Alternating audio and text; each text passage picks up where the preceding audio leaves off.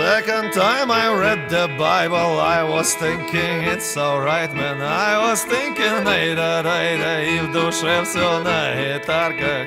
Ay, shadows of forbidden ancestors, come with me to the future now! Dobrý den. Vítáme vás na tiskovce v příležitosti dnešního koncertu Gogol Bordello. Jsme moc rádi, že jste přišli. Koncert uvádí Trans Music Booking a divadlo Arka. A také k příležitosti vydání nového alba Super Taranta, který vydáváme my, Indies Records, v licenci pro českou a slovenskou. Dovolte, abych představil Sylvii Marinovovou, která zde bude tlumočit odpovědi vaše případné dotazy, pokud budete chtít tlumočit ty dotaz. Album Super Taranta taky obsahuje speciální bonus, který je remix skladby Alkohol, který dal autor je Gypsy, proto je tady s námi. A samozřejmě bych rád přivítal lídra Gogol Bordello, Eugena Hutze, kterému děkuji, že se podvolil tady s námi být. A zároveň bych se ho hnedka zeptal první otázku, protože jsem se teď nedávno dočetl, že se brání pojmu world music, že nechce, aby přestože získali několik cen, že se distancují od zařazení své desky do prodejních regálů s touto hudbou. Čili kam tedy s hudbou Gogol Bordello? Yeah, it's a big irony actually of our career that, you know, we've been even winning awards for, you know, from BBC, world music and so on and so forth, because from the very beginning I had tons of problems with it because it basically is a racist marketing term. Já musím říct, že je to velkou ironií, protože v naší kariéře jsme získali celou řadu ocenění například BBC v té kategorii nebo nálepce World Music, a spíše nám to způsobilo tisíce problémů, protože se vlastně jedná o rasistickou nálepku. It seems like everything that's not English speaking is basically considered to be world music, like it's all those guys in funny hats that play on one string or whatever. To znamená, že kdokoliv, kdo nespívá anglicky, má prostě něco odlišného nebo brnkají na jednu strunu, tak prostě je to okamžitě world music. Which damages a lot of artists' careers. For example, Asian Dub Foundation and Rashid Taha is found in the world music section when it's basically radical rock and roll music, you know. Just because it's built on some ethnical roots, it automatically goes in world music where it sells, you know, 50,000 records instead of 500,000. A musím říci, že to ničí kariéru celé řadě hudebníků, například Asian Dub Foundation, jenom protože to má etnické kořeny, tak právě ta nálepka samotná potom ovlivňuje to, jestli se prodává 50 000 nebo 500 000 lístků. And I wouldn't be surprised if his record would end up in the world music section too, you know, because Molotov and Molotov, then what is it?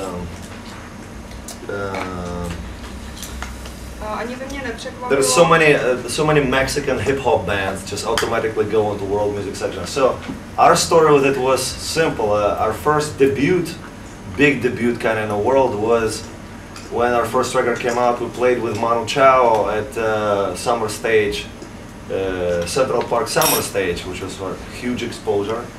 And because of that link with Manu, who was at the world music himself, we ended up in the world music section. So consequently, our first records, nobody knows that they even exist.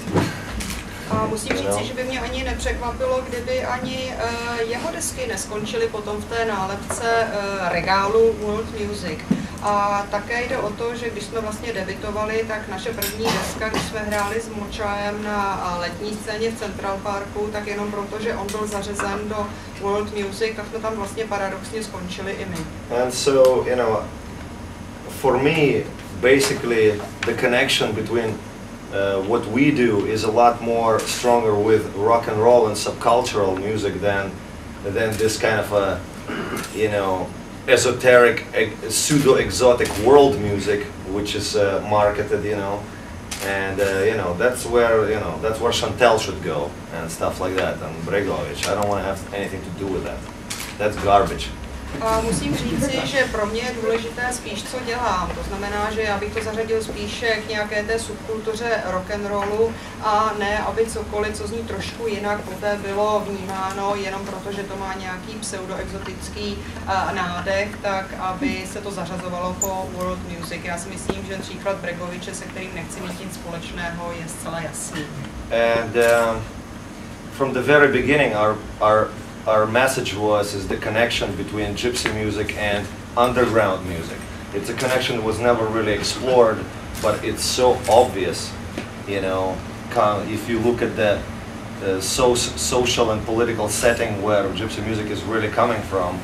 It's so close to the authentic roots of reggae and jazz and punk rock. It's just right there, you know, and for us to stress that connection is a lot more important than with this marketed, you know, let's make all the yuppies happy with our gypsy music kind of bullshit, you know. A musím říci, že od počátku pro nás bylo důležité spíše to spojení s hudbou undergroundu nebo té romské hudby, protože tam jsou i ty politické, i ty společenské kořeny a ať už jsou to kořeny samotného reggae nebo punk rocku, tak to je něco, co jsme od začátku zdůrazňovali a nejde nám o to, jak to prodává marketing, jenom proto, aby japíci byli spokojení s tím, že tam zaznívají nějaké romské tóny. Já jsem se chtěl zeptat v té souvislosti, co jste říkal, změnil si třeba nějaký pohled na vás, nebo to vnímání vaší muziky, po té, co jste vystoupili na tom Face Festivalu Live Air, jste byli hostem Madony a jaká vlastně byla ta spolupráce v tomhle ohledu?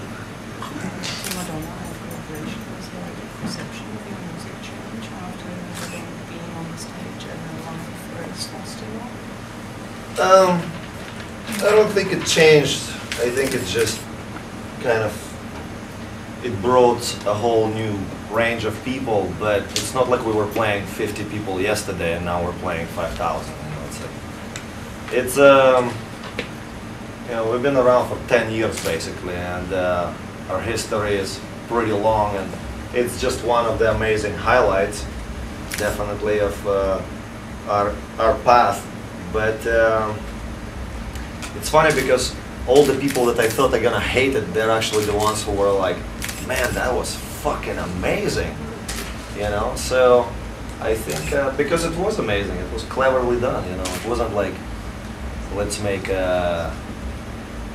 know, we made it. I mean, I was there. We put the songs together the way they should have been put together. I mean, I was in control of it, and the only part she changed, she made our parts twice as long. Musím říci, že to nic moc nezměnilo, spíše nám to přineslo trošku jiné publikum. Neznamená to, že předtím bychom hráli jenom pro 50 lidí a teď bychom najednou hráli pro 5000.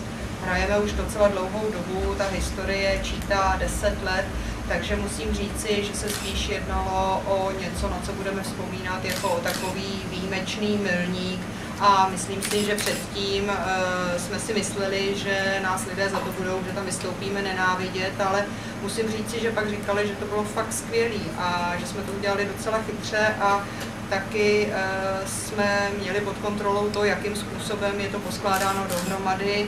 Já jsem tam byl, takže vím, jaký písně se skládaly a jediný, co ona změnila, že to bylo dvakrát delší, než mělo být. Plus, you know, for like, you know, it's a serious opportunity also to raise a Romani profile in such a worldwide, in a positive light, because to get somebody as powerful as Madonna to come out and say, yo, check this out, this is my Romani friends, it's like, yeah, you guys know what Romani is because you live in Czech Republic and, you know, you're obviously interested in this music, but go out there on the street in any other country, they don't know who the fuck it is. A já musím říci, že pro nás to byla skvělá příležitost v tom, že se podařilo vyzdvihnout ten romský profil. Samozřejmě, když to udělá někdo tak mocný jako Madonna a pak řekne, no na tohle byste se měli podívat, to jsou moji romští přátelé, tak ty lidé potom to začnou hledat, ale je to něco jiného, když to udělá ona. Samozřejmě u vás v České republice víte, jakým způsobem ta situace vypadá, vy tu hudbu máte v oblibě nebo ji sledujete, tak pak je to jiné, zajímá vás to, ale když to udělá ona, no tak samozřejmě to má trošku jiný dopad nebo rozměr. So for like a whole month afterwards, you know, all ROMEA was calling me from Russia, Ukraine, I mean anywhere, Canada, States, everybody I know were like, I can't believe you got Madonna singing Romanesque, that's crazy, you know, it's amazing, you know, so it was pretty good as far as the perception goes. A musím říct, že potom celý další měsíc mi neustále volali přátelé, ať už z Ruska, z Kanady nebo z Balkánu a říkali, no to je neuvěřitelné, ona o tom zpívá a to je prostě něco fantastického.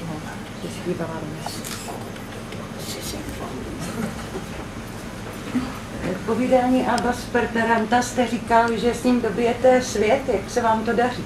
You have mentioned that with Super Talent you are going to defeat the world. How are you going to conquer conquer, you know, in Czech there are two W's. No, so. Well, I always say shit like that, you know. Já pořád takovýhle bláboli říkám. Since I was 10 years old. To už od té doby, co mi bylo 10. I think it's just a pathological habit to say things. No, prostě takovýhle patologický zvyk. Ale jak je přijímaný teda to album? So how is the album perceived?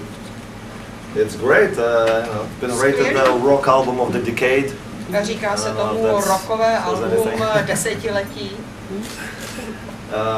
Which is, you know, for us, there's a lot of similarities between.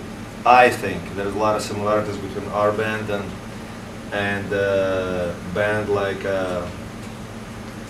Parliament Funkadelic, you know, which takes a long time for public to wrap their head around it and see it for what it is, because you know, Parliament it was like 5th or 6th album that only got into finally like people's head that this band is here to stay and it's a band committed to the music. Same here, you know. People, because our band is so multi-layered and there is many things going on, that it's, you know, it just seems to be like such a spectacle that a lot of times people kind of latch on to most obvious aspects and, you know, first to the show, you know. Then it takes them years to realize that everything is actually based on songwriting. And so in the past 2 records, you know, I finally got a lot of recognition as a songwriter, and everybody in the band got a lot of props for, you know, individual styles of playing and just being a great rock and roll band. Já musím říci, že je tady velká podobnost třeba naší skupiny s Parliament Funkadelic, protože tam u nich trvalo taky dlouhou dobu, než si lidé na tu hudbu zvykli, začali uznávat, začali v podstatě uznávat a vysoce hodnotit. Prostě to trvá dlouhou dobu. U nich to bylo až u toho 5., 6.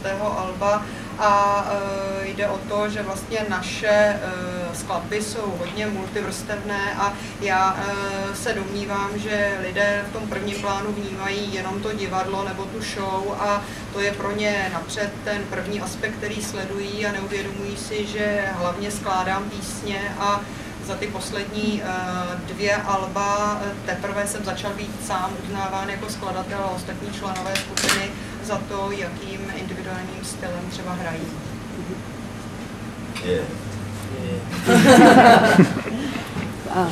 Jarmá Vlážová, romský časopis Romanovoldi, máte ho tam na stole.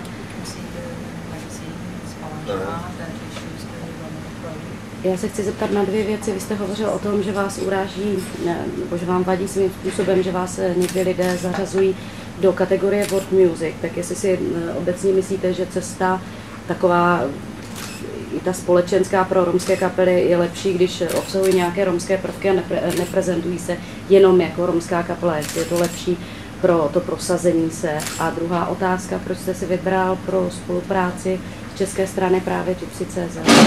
There are actually 2 questions. You mentioned that you hate the label world music, so what would you advise the bands that would wish to be successful? Would it be better for them to have just Roman music and promote themselves just as musicians with some Roman elements, or should they do it otherwise? And second question, why have you chosen in the Czech Republic Gypsy.cz to collaborate with? Well, I think that you know, as this wave of music is rising, obviously. It's I've been asked this before by people from the marketing world. What shall they call it? You know, I don't know, but there could be a lot more clever titles. I don't know, new school Romani music. You know, I mean, I think just giving it a name. It's almost. I feel like the time of categories is kind of going away, and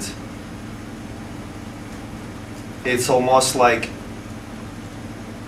everybody's out there doing, who is doing their own thing, is kind of inventing their own genre. So I don't know if there shall be section for this or that. I mean, I think that you know, his stuff should be both in hip hop and in Romani music, you know.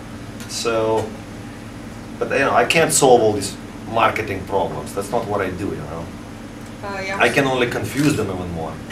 Musím říci, že tahle ta vlna je na vzestupu a už se mne na to ptali mnohokrát a to je prostě otázka marketingu. Já sám bych asi řekl, že nevím, protože záleží na tom, co se ta skupina rozhodne používat. Mohli by vymyslet nějaký chytřejší název, třeba romská hudba nové školy nebo něco podobného. To pojmenování si vlastně každý vytváří sám. Já si myslím, že ta doba kategorií nebo šuplíků už je dávno pryč, protože každý vlastně dělá své vlastní věci a tím, že něco produkuje, tak tím vymýšlí svůj vlastní žánr. Já bych možná řekl, že tvoje hudba by se měla pojmenovat jako kombinace hip-hopu a romské hudby. Tohle to jsou věci, které má řešit marketing a takovým blbostem já se nezabývám. Yeah, I think we're doing a better job confusing definitely than getting things straight.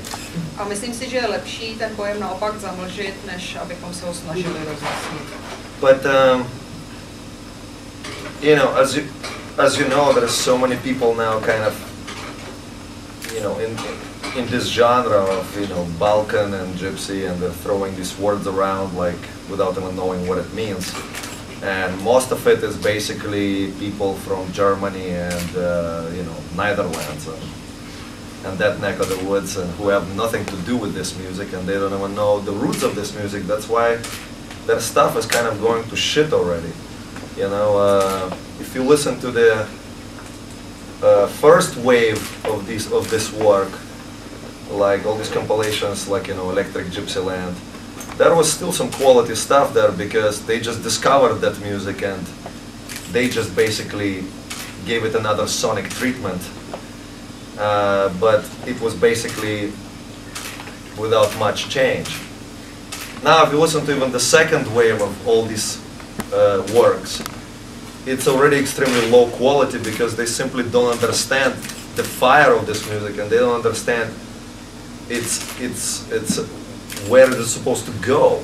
They basically turn it into music for shoe stores, you know, and Starbucks coffee, because that's their perception. And what can they do? They're just white people from, you know, Amsterdam and Berlin and Frankfurt. You know? So that's what they're doing. Their element is not fire. Their element is water, and that's what they do. They water it down.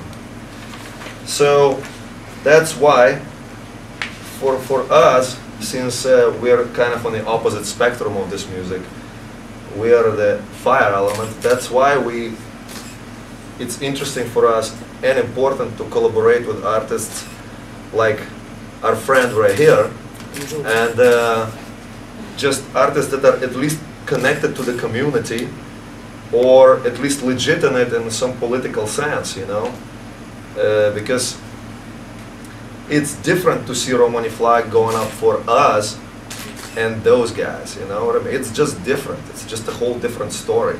You know, as I said, for them it's just this party gimmick. For us it's our life, you know, it's our history. So that's going back to the question of the choice of collaborations, you know, it's, you know, making remixes and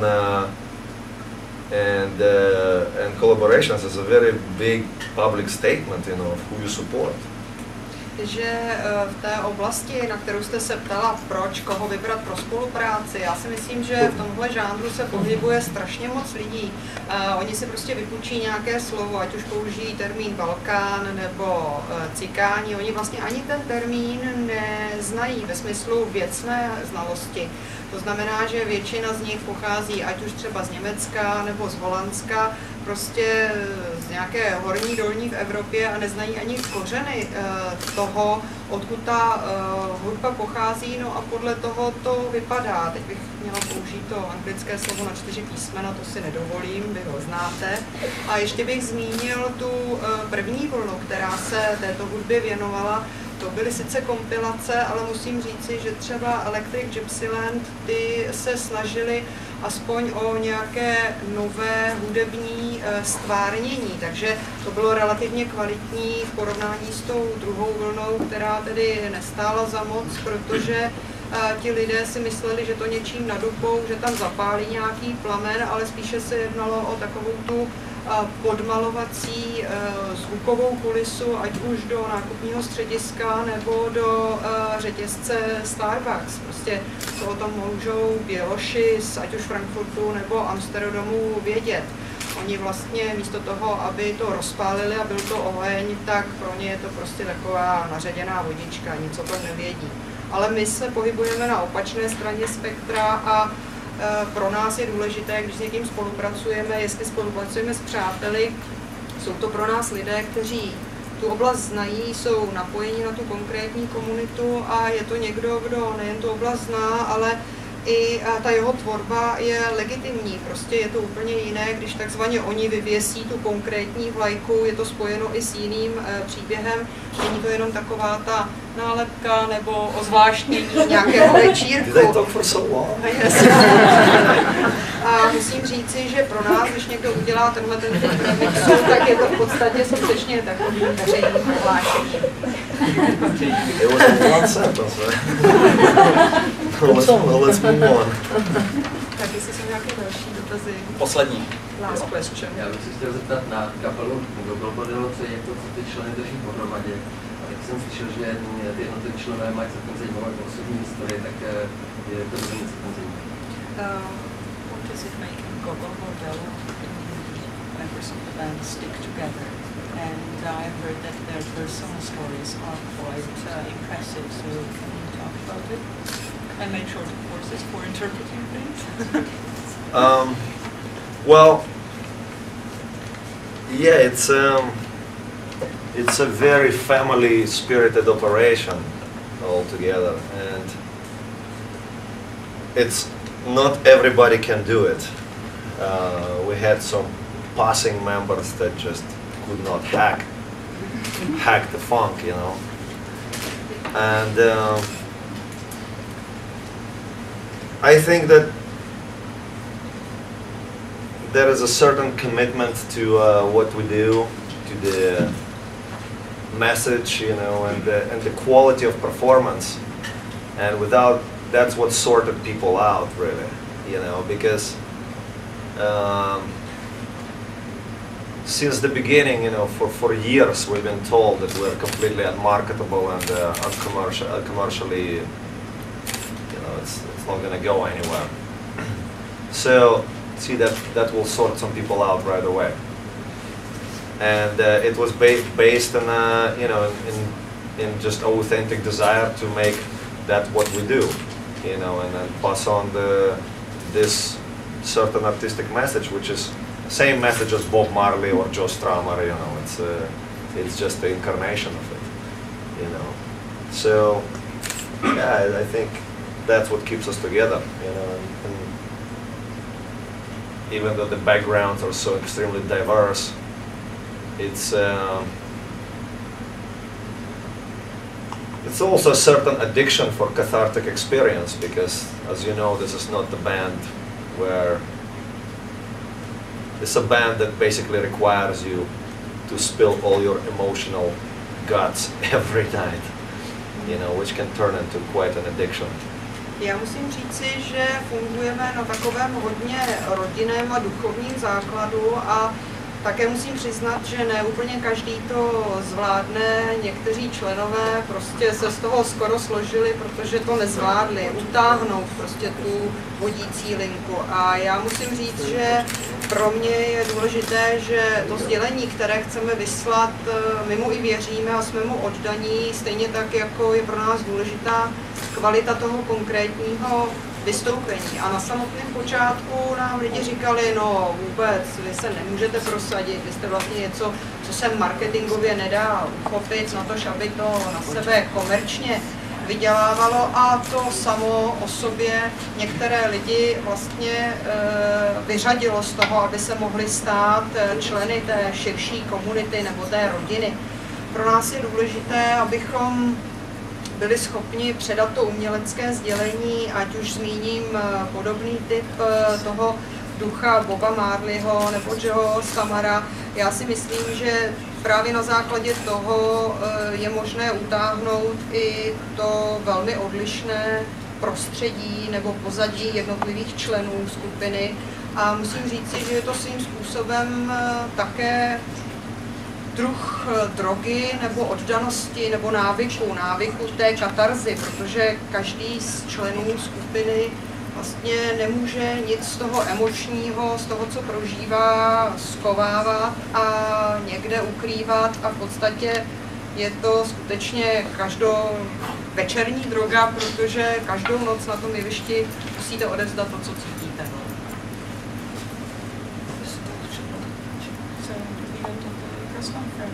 All right, we made it. Skvělý, zvládli jsme to. Thanks. Second time I read the Bible, I was thinking it's alright, man. I was thinking, nejde, i v duše все на гитарках. Ay, shadows of forbidden ancestors, come with me to the future now.